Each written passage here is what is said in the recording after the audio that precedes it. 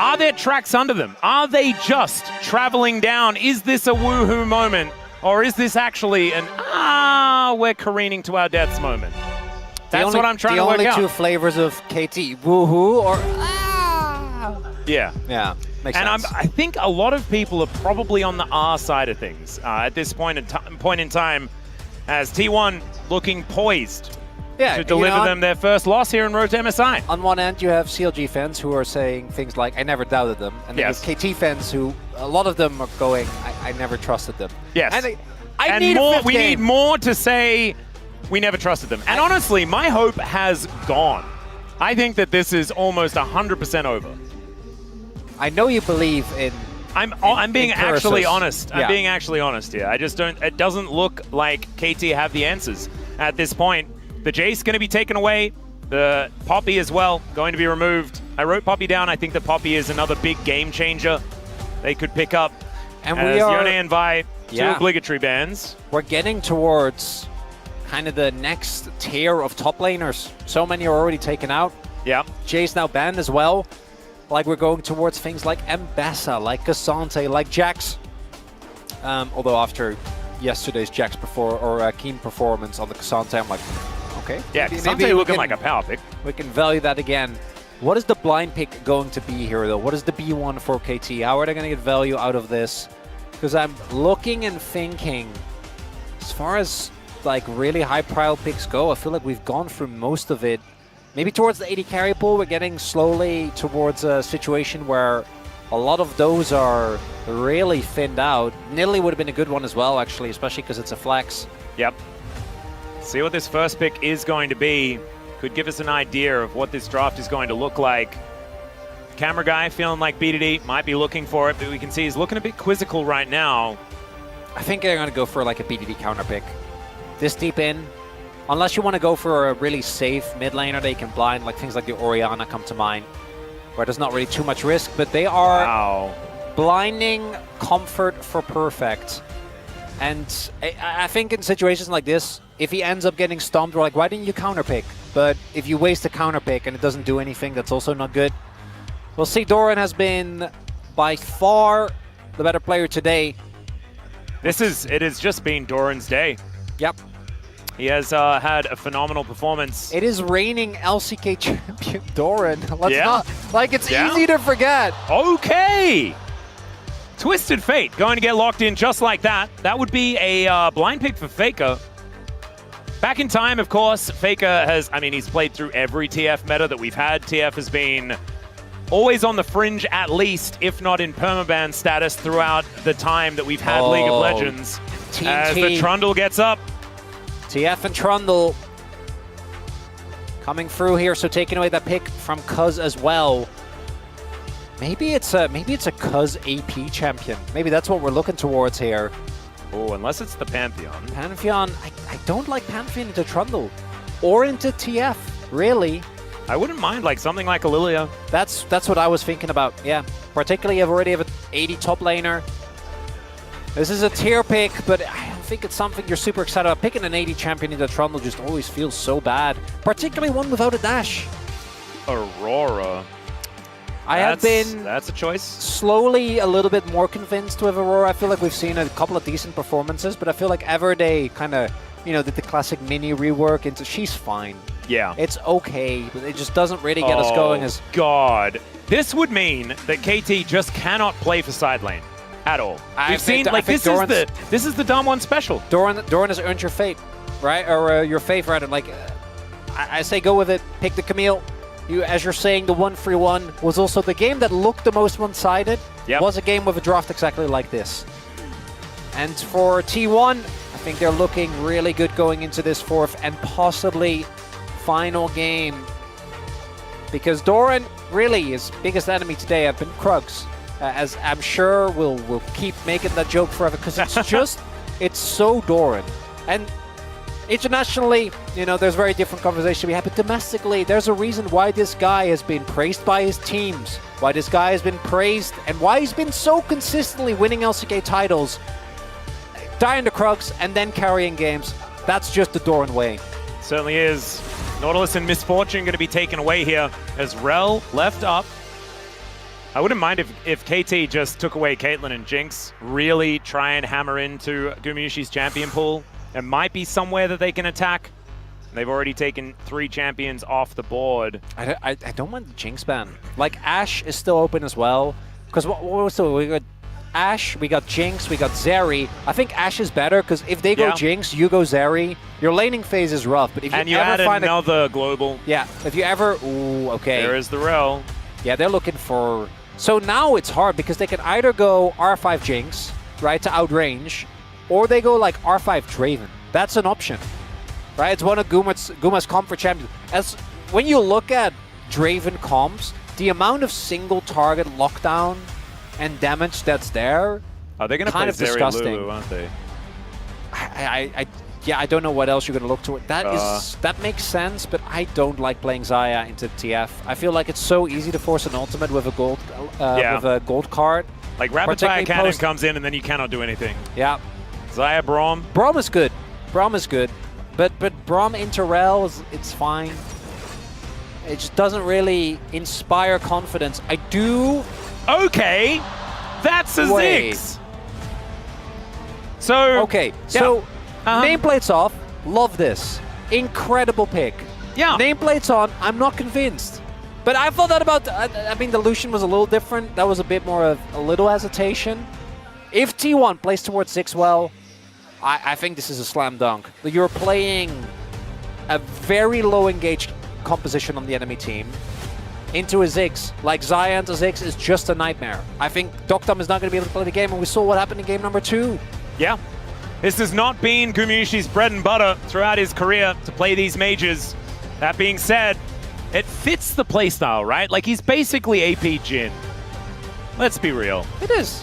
Like, infinite range on your ultimate, and you get to otherwise throw spells around. And I'm looking forward to seeing how this one does go. T1, I think the draft looks gorgeous. KT, they haven't looked themselves in the last couple of games, or maybe they've looked more themselves than they have for their previous series here in this road to MSI. I think it is more about how you look at KT as a team. They're going to have to need a huge turnaround here in this 4th game. I want to see level 1. You have Pantheon, you have Braum. The level 1 goes kind of hard. Yep. Yeah, I think you need to start with confidence. You need to start snowballing early, because if this T1 comp gets to just play their game, I think come mid-game you're going to have a really hard time. Yep. So many power picks here, though. We saw yesterday, Chovy on the Twisted Fate looked absolutely fantastic. BDD's got a few extra games on it over his career. Let's dive into it. Dive into game number 4, match point, T1.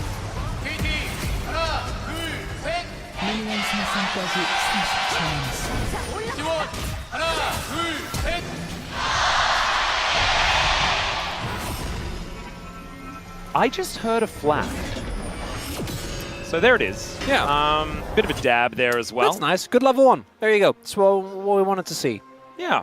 Well, I mean, we didn't see it. Well, we know it happened. Yeah. Did we? We wanted to see it in a metaphorical sense. Yeah, but also like the whole, like, if a tree falls in the forest, does it make a sound? Well, we heard the sound. So I guess yes. Yes, it does. And there it is. Just a flash over the wall. That's a fat flash. Not everything is tied to our perception, you know? Yeah. I've mentioned this to you before, but object permanence is a difficulty for me. You have mentioned that, yes. Yeah, it's something I've struggled with throughout my life. But I think I don't know. I'll work on it. Do my best. As BDD into Faker here, the Aurora versus the Twisted Fate. Do you have any information about this particular matchup? I could imagine that BDD is probably going to be kind of okay with it in the early stages of the game, but it's about side lanes here for the TF. Yeah, well, one of the things that you always think about when it comes to TF and stealth champions, right, is how much value does he get. I think in the case of Aurora, it doesn't really matter. Like with an Akali, I think so much of her kit is tied to being in Shroud. With Aurora, it's just a small dash. Yeah. So not quite the same impact. Particularly with Electrocute, though, I think BDD should have a wonderful timer in this lane, because if Faker is in position to throw a card, BDD gets to outtrade, right? Like these short bursty combos is kind of Aurora's bread and butter. So I do think Faker should struggle. I don't think he should ever be at threat to die, particularly with Unsealed Spellbook. And it also means that there are really good gank opportunities. Ready for either jungler, but... Oh, that was a satchel that Gumayusi just threw down for damage, and that is always a worry. Blade Caller comes through. I have to call back all of my Ziggs knowledge from Orcs. I can hear Orcs, actually, from the back room, talking about how this Ziggs is being played. I believe they have a spectator client, so I guarantee that he is watching only the Ziggs lane. So expect him to not know anything in the post-match about what happened elsewhere on the map. And we don't need him to do that. We got Widit for that. That's true. He can take care of the rest of the map, yeah.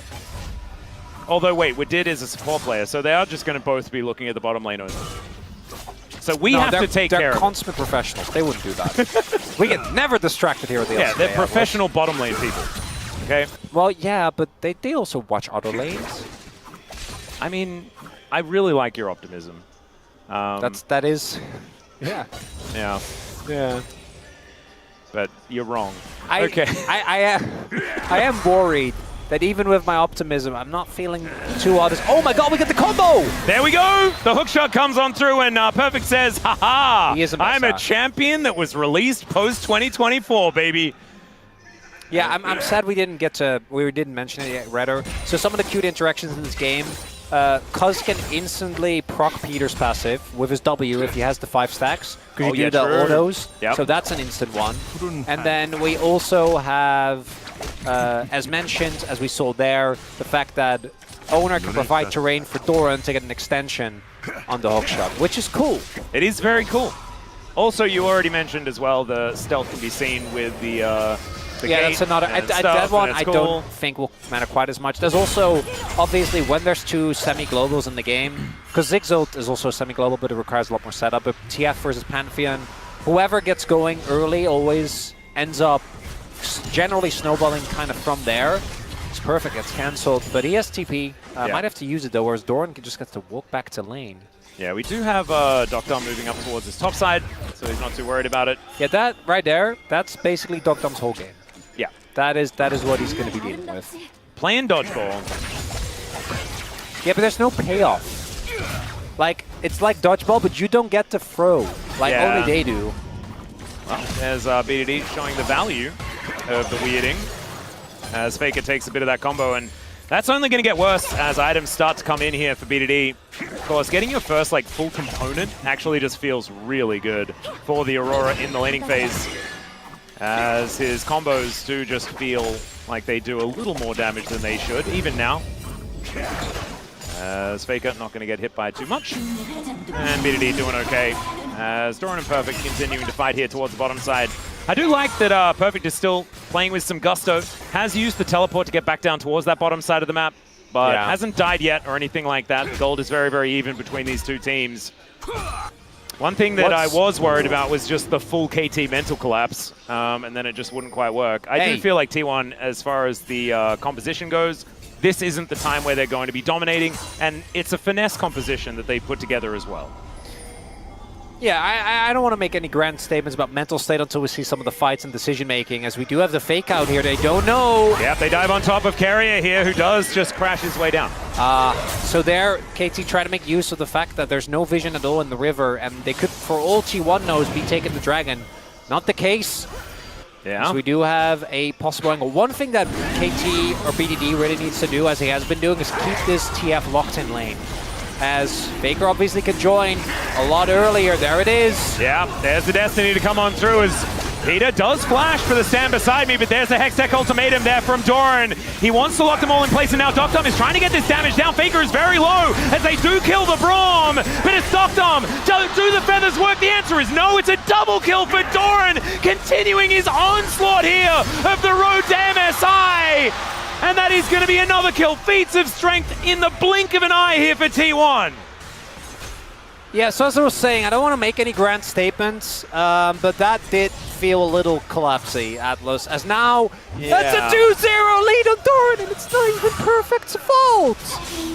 Yeah, this time it was KT going for an opportunistic angle onto T1, because you can see some frustration here with that reaction in the player cam as well. Let's have a look at this fight one more time, KT fans. Maybe avert your eyes. Peter goes in too early. But that is not the end of the world. I think they could have had an angle here if the responses were a little quicker, but they are a member down. Right? While all of this is happening, still a member down. And they're missing some crucial ults. BDD uses his ult basically only to get into position and then end up dying. Cuz has already abandoned ship, so maybe we should have just let that go. And then that's an insult to injury. That is 4 flashes used. Drake lost. Yeah. And now the semi-global comp. Off to a wonderful start. This is the problem. That's a kill on Ziggs. That's a kill on the biggest win condition, which I think is that Camille. Yeah, this is the issue, right? T1's composition, there are like 1-3-1 comps snowball so extraordinarily well. As Gumayusi just ults the wave, that's going to get rid of that one. As once again, Keria could be in a little bit of trouble, but I said that last time and he wasn't. So this red buff going to be the target here for KT. Going to look to see whether they can take this one down, but Keria knows exactly what's going on. And he's going to walk towards that brush. Oner's going to move on over as Cuz secures it. And T1 not going to go too much further forward. Faker taking some damage. Gold card comes in. Wild card's not going to connect onto BDD. And one of the things that we hadn't really time to discuss because last game was so high-paced is, a flank. Hang on a second. Yeah, there is KT going for the engage. Gumayusi does just satchel his way out as the door is put up. And yeah, the llama just says, good on you. And while that is nice, getting 2 sums is valuable. It doesn't matter if the mid lane turret is getting pushed in. Faker was always going to be out because of the TF passive. That's just kind of how he works, even though he's behind in CS. But getting plates is a big deal. There's no Mega Inferno Bomb, so there is at least that. They're not going to be able to use that to cheat tempo. As Peter will find Keria moving towards these grubs. Maybe he stacks up the passive. Crashdown comes in. As if Dunk can get this kill, that'd be a big one. And there it is, the Blade Call to lock that one up. Good news here for KT, but I don't think it's nearly enough to leave them feeling comfortable, as at least they do get some grubs and deny them from T1. It's a start. Oh, cute little bouncing bomb, but that is going to be Cuz with the smite, able to lock that one up. Yeah, Cuz just not risking it, just using the smite that he does available. Don't want to lose that to a bouncing bomb because getting free is actually a big deal. Denying them at T1, I think, is also nice. Faker might be looking for it all into Perfect here. This has been a successful strategy. No. Hextech Ultimatum comes down. Nowhere the Perfect can go as the teleport does come in and Perfect looks for the ulti. Doran dashes away and now T1 realizing that they just have to get out of there as BDD goes into the winning. He finds the combo. Faker now in a bit of trouble and BDD on the board. Teleports would have liked to be a little bit faster as they do unlock. But that is still a big advantage going over to KT, and well played there from Perfect as well. And in the depths of despair, BDD and Peter arrive. Not hitting the ultimate for Perfect there was rough, but ends up working out pretty decent anyway. Yeah, kind of better almost, as it baited Doran into going the wrong direction. It's okay. It's nice, but it's not enough. We need to see more from KT. It's a 500 gold lead, not too much in it for now. But we're going to check it out one more time. As Perfect thought that it might have been his angle. As the Destiny comes in, the instant response is great. Shows that KT's communication is still working out well. And good flash there from Perfect to ensure that Doran doesn't actually get the setup. BDD has the burst damage available. And Peter's TP doesn't really matter, right? Because it's spellbook, so he doesn't really care about throwing it away. I think it was mostly just looking to ensure that they got out. It's a moral support teleport. You need a moral support teleport every now and again. And that is his role. KT, I think, needs it a lot. Yeah, and let's be real. I don't think there's any League of Legends player in the world that can honestly say if Peter suddenly appeared in your lane, you wouldn't be feeling better about the state of your game. 100%. I think even if you were the enemy team half the time, you're just psyched to have him around. He's just good vibes. As okay, Gumayusi down here towards the bottom side, wants to be satcheling these turrets as much as possible. I went to the School of Orcs to learn that. That is a judgment for the Ziggs play, how many of these turrets he can take down. So far, none of them have gone, but it is still very early on. And the Ambessa able to at least get some control of this wave to get some power there. So we do have Ludens done here for BDD. That is going to be good. Trophy, one of the trophies that Oner has picked up over his career is going to be used here on this top side. KT going to overload, and that's already happened. Exactly right. Featherstorm goes down. The answer is there as Doran flashes away. The ulti from Peter is so good though as Knockdown flashes out, and Doran is going to be taken down. Public execution does nothing though, so that should be the end of this fight unless Perfect has found the angle, and Faker elects to gold card the Braum. They needed that ult to hit. They needed another kill because while this is happening, Guma is just going to probably get this turret. This is a Ziggs again. And you're not winning that race. That race ain't going to happen. They do have 4 people. Maybe plates are still up. Plates are still up for... No, I think they just need to get it into satchel range. Yeah, but no. there's too many people. Reinforcements right there's the TP coming in, but they will get the turret. Yeah, turret gonna go down, so that's gonna go over to KT. Is now Doran gonna look to try for it once again, but Keria goes down first. It is a kill onto the Trundle at the same time as BDD wants to single out Doran. BDD still at full health, does so much damage as Keria going forward. He has nothing that he can do about this. And KT, they launch themselves into a gold advantage. And Perfect, his ults might not be hitting, but his team fights sure are. Damn. Okay. As the mental of KT not quite broken just yet. Perhaps not. Well, this might do it. Maybe curses are real, Chronicle. Maybe it's time to start admitting things that are correct. Is now Perfect in a little bit of trouble. The crash down coming on through there. As Perfect is just going to head towards the death chamber. Can he heal? Peter's almost there. Not quite in time. Yeah, Cuz going to turn up, stand beside Braum, and they just watch their Ambessa fall. That's ult invested as well. Getting a counter pick would have been big because now the setup for Drake, T1 have tempo there. And it is big, it keeps KT in the game. But Perfect then getting picked up immediately afterwards is definitely costly. There's still a lot of good dragons, really only Ocean, I think you're not super excited. But Ocean into Ziggs? Yeah, kind of feels all right. Not too bad. Nullifies some of that poke damage. It's okay. Gumayusi going to be able to very comfortably take care of this mid wave. That's kind of his job in this 1-3-1 composition.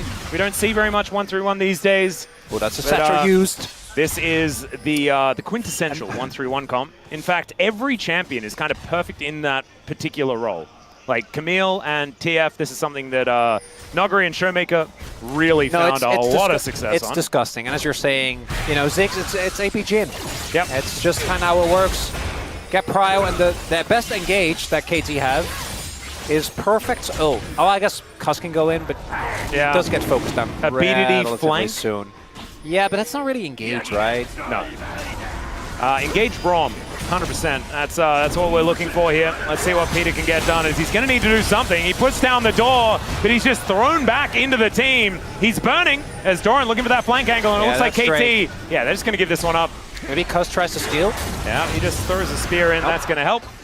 Another. Oh, Atlas. Yeah, another Cloud Soul. We'd like to see that. As T1 are actually the team to get the most Cloud Souls out of any other team. I don't know whether that stat is true, but it's a feels stat that I think is true. They do deliver when it comes to Cloud Souls. You cannot in the same broadcast dunk on stats and then come out with the feeling stat. Oh, I absolutely can. Well, you can, but you shouldn't. Oh, yes, I should. The red side thing is really silly, okay?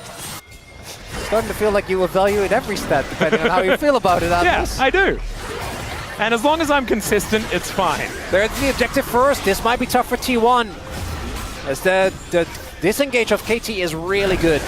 It is. The Ambessa looking for a bit of an angle here as well as Keria taking a fair bit of damage from BDD. Perfect. Yeah, the pullback is working. Perfect has a really good angle as Gumayusi has to flash immediately. And down goes the Trundle with no answer. He was looking to try and go for a sneaky little smite.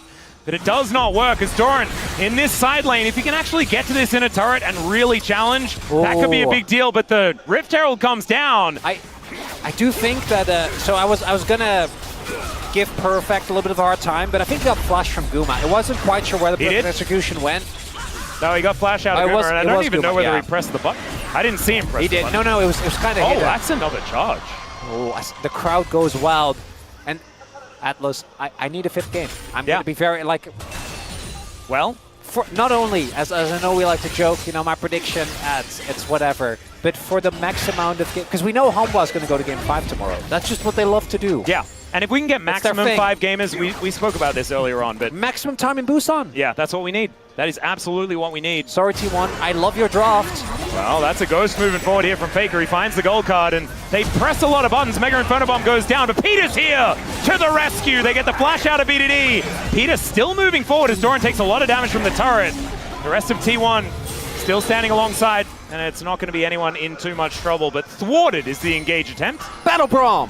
Yeah. He's there. He's going in. He's doing stuff. He is truly the KT shield, is he not? That is Peter in a nutshell. Holding up the door to allow them all to stand behind him. All right, Doctor.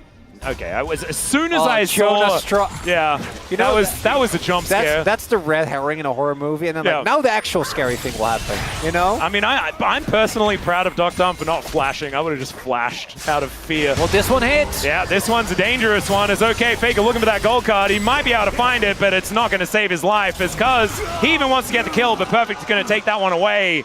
And 2, 1, and 3 here for the Ambassador is a big deal. Doran is still strong, but he's actually looking to prove that as Hextech Ultimatum goes down once again. He gets a big old magic shield, but oh my god, BDD making the sickest outplay! Doran is going to survive, but so is BDD! Oh, Guma, 1 second! Yep, the Mega Inferno Bomb. Where is it going to land? And it doesn't kill BDD. Oh my god! Almost! That was almost the kill with the Comet. Without that look, and he dies! That's Spider-Man right there! Thank you very much, Peter, who is now moving back towards POM status in the series. That does involve KT winning twice. Atlas, KT are up 2k gold. Oh, don't say things like that. That's Atlas, silly. That's going to make Law get into your DMs. And she'll be really mad. I don't know what is maximum heartbreak. Is it still winning here and then losing game 5, or looking good here and still losing this game? I don't know. I mean, both. They all make you feel bad. It's all about which one's faster. This play is insane. So obviously delays the ultimate by a good amount, so he gets close to the turret, then gets the redirect twice. As the Hextech Ultimatum wears off as well. Perfect timing. And then, watch this. I want to see his response. Yeah, as he sees that, he's like, he knows. Yeah, I agree. And so I think he was actually able to get out of the way of just the Comet, which kept him alive, but still having the locket there was very, very cute. As I don't know whether it actually did anything. No, he would have died. Like with Lois Hell for Oh, yeah, 100%. okay. Yeah, no, I have no doubt about that. God, that's crazy. As, all right, oh god, okay, Gumayusi's in so much trouble as the feathers go on through. Still, Doran not going to overcommit to that or anything. I guess in the game of Dodgeball Doran is playing, he does get to throw the ball. My bad. I'm sorry, Doran. He has a lot of very, I guess, sharp balls as well that he seems to be throwing around. KT getting a Drake here is a big deal. One of the issues that we do see with this T1 comp is that if they don't succeed in finding and picking off a single target, I do think the comp struggles. Obviously, they're going to start Otacon, so everyone else should abandon because has ult as well. So I don't know if there's an option here, but in the rotations, you need to be careful because if you over-rotate or someone goes by themselves with just an ult, like Faker can come in, Doran can hook shot in from 3 screens away. Oh dear. Keria, is this another bait? Let's just see as he flashes out of the way. Gumayusi now going to get ulted here by BDD, and that is so much damage. There it is, and Doran just throws out a Q and locks up the Ziggs in a turret, immediately taken in response. Might be out of con. Oh, KT, they're finding some angles here in this game. The back was taken there by Doran as well. He does get to 2 items, but there are 2 items done for Perfect at the same time. A way better game for Perfect here in this game number 4 than we have seen prior. Oh, do note, Perfect going for Edge of Night. Can actually get rid of the vision from the TF ult, if that so happens, but BDD finding Gumayusi here. Gumayusi, even with defensive satchel, there's just too much damage being done, and then Doran just barely gets him with the feathers. Able to take down that Ziggs, but it doesn't lead to too much more. It just means the gold lead stays there for T1. And I do think the T1 composition, once you start falling behind, we all know playing a 1-for-1 comp is a nightmare. But this comp can team fight, and that is important to note. This isn't like they don't... I mean, that's why this is the 1-3-1 comp, because it also does the other thing kind of okay. Camille is truly... Oh, Doran? I guess he's fine. Yeah, so Camille's kind of a... Oh my god, Cuz. Oh dear. Yeah, Cuz is in a lot of trouble. There's the Magnet Storm. The crash down there is fantastic. He's mitigated a fair bit, but there's a Mega Inferno Bomb. And that is actually... Oh, Faker in a bit of trouble as Doran. He's just taking every fight that's there for him. That's... Okay, let's see. That is a lot of subs being used as Peter. Peter? Okay. Nice. That's fine. He's prom. Yeah. Good pick for T1. Doesn't lead to an objective, at least for now. Yeah. Does get Cuz's flash, which I think for the backline of T1 they're going to be very happy about, so that they don't get targeted quite as easily. KT might try to turn because a lot of ults were used. There's no ults for T1. I actually love this from KT. Yep, they're just going to start this one up. They don't have their jungler, but Graham Skyfall is going to be there, or Starfall, as it is now. It's just gone. It is. Wait, Guma doesn't even have ult. No, I think this is definitely gone, but can they get out? That's the question, Atlas. Well, there's a teleport in here from Doran.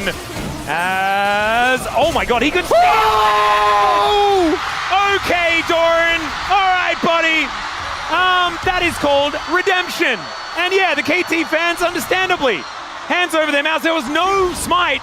There was no angle. And the Camille just comes in and says, I have got metal legs and your Arakan will be mine. I don't know whether that's what he actually said, but he could have. That, oh my god, that. This man died to Krugs! But he killed Arakan. And that was pretty cool. Oh, let's have a look at this one more time. Doran. I want to see, does he, because you can, if he primes his Q on this, oh, that's so good. And that's why he has the, oh my. So, just perfect. TP's in, primes his Q so that he has the true damage, which is better than any smite as Koma's like, yeah, Koma's just like, oh yeah, sure, buddy. Love that response out of the T1 coaching staff. We'll see. I think Arakan, with how T1 plays a lot of the fights, that might actually be a big deal, right? They're going to always focus on one member, blow them up. And the damage from that Arakan might end up being a big difference maker. I think KT could have really used that help. And it's also the mental blow. Oh my god, what a player, man. He is just the most Doran player that we've ever had in the LCK. He stands alone. Well, we're just going to focus on him going back for the moment. It is going to be 2 items done basically across the board for almost everyone, but there's 3 on Faker, who's 1.6k ahead, just doing that cheating thing that TF likes to do, where he makes money out of nothing. And it's working out very nicely. In fact, sitting on barrier exhaust right now. Must be really fun having the unsealed spellbook. As Peter, the door was in the wrong spot. But that's okay. Doran sneaking around, looking for a bit of an angle here. As Perfect did have his shield broken, his Edge of Night. Yeah, kind of hard to collapse upon as Doran. So much safety does Camille have. You have the going completely untargetable with your ultimate. You have the hook shot to get over walls very easily. This is where I think KT should struggle. Well, KT are looking to try and get in here and make something happen. Pillar goes down, the minefield's there. The control of space is actually huge. I love this. T1. Yeah, just send it. Send it on Nash. And it's only Soul Point that's available for T1 as well, so KT don't lose too much. Faker doesn't have ult. Like, you do have to turn though, because you're not going to get this in time.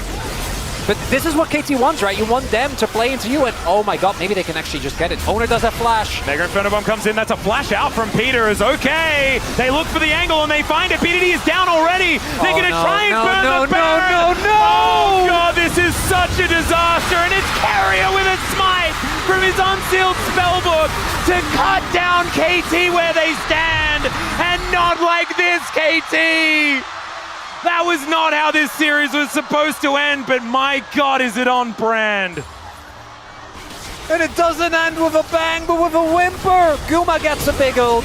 Everyone's so low, and BDD just gets hunted to 0. And BDD, for all the credit that we give you, you have flash, you cannot get caught by Rel. Your damage is needed, ends up going down. And even if they get Nash, this play is a bust. We already know. Yeah. But because... Yep.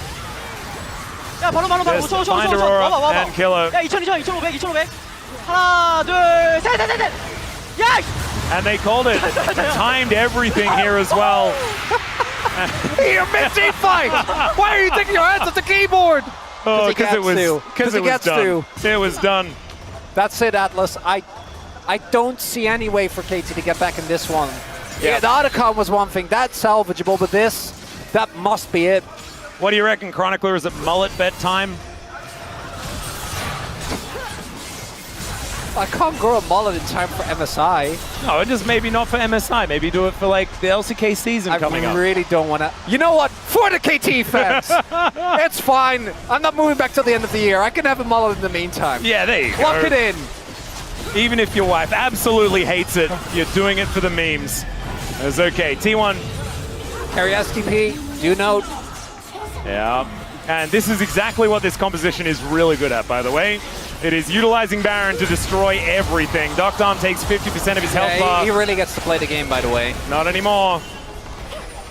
As the Blade Caller going to be used, KT realizing that defending this bottom inhibitor just not going to happen. As there's the engage from Doran. They lock him down as BDD this time not able to get out of the Hextech ultimatum, but Doran is still going to fall. Keria goes in a little late this time. As maybe it's a mullet because the public execution goes in, but still, KT feeling that little bit too far behind. TP! Still, it's going to be a 2-for-1. The flash out there as BDD finding the angle. They can slow play this! Yep, he's on a control ward, but still he's biding his time. He can get over that wall as now Faker with a gold card in hand, but he should be taken out. Still the stun going to come through. Perfect! So incredibly low. Oh, BDD flashes forward, but Faker goes golden in the nick of time. It's a missed timing for BDD, and the gold card is going to connect. No! There's the triple kill. And we saw it. It was almost there as Doctom matters into his own hands, but he's still going to die. And it's a baseball bat of destiny here from Oner that locks down the ace, and the teleport comes in. T1, it is now a date with Humble Life Esports tomorrow night to see whether that ticket is for them to go to Canada for MSI. Peter's almost up. All right, maybe I'm talking a little bit too soon. Still, that is 16 seconds on BDD. Yeah, T1 not going to be able to finish just yet. Gumayusi finishes a very cool hat. And even though the game isn't over just yet, it's feeling a bit back-breaking here for KT. It's the pillar there onto BDD that cancels. BDD almost taken instantly out of the fight. And then it's the heroics from Perfect together with Doctom, right? Like Perfect goes in, they get the sums. Already a member up is KT, but BDD crucially, this goes on for so much longer because he needs to get on top of Faker. 3 levels down, by the way, which is kind of insane. But still was able to find him in the 1v1. But then, as Perfect is sustaining, Oner is low, Doctom is trying to make the play. Oh, that stopwatch was crazy. And then there, he just straight up mistimes it. And that was a millisecond.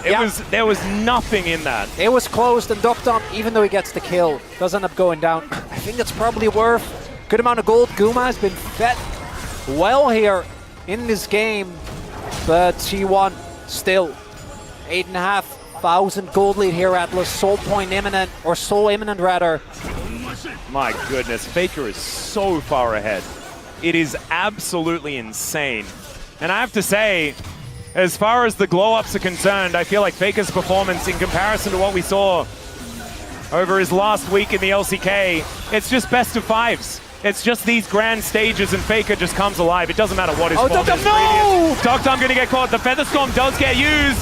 And in goes Perfect. He finds it. But still, Cuz is fighting Doran, and that is not one that he can win. He's down to the GA as Faker able to sit here, wait for the gold card, finishes him off. Magnus Storm under 3. Keria, he just wants to finish KT, get his mind set on Humble Life. As KT will lose Perfect and lose their run. It was almost a miracle, and T1 says no.